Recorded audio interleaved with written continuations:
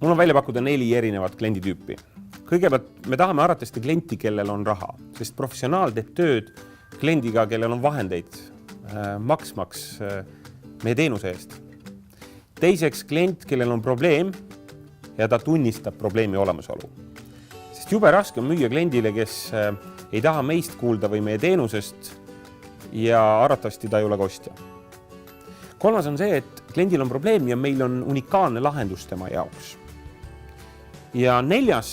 klient on klient, kes tahab meie lahendusest kõigile rääkida. Kui mõelda nüüd nendele 4 lahendusele, siis arvatavasti on kõige olulisem just see viimane. Et meie lahendus, meie idee, meie teenus või meie toode paneb inimesed sellest rääkima.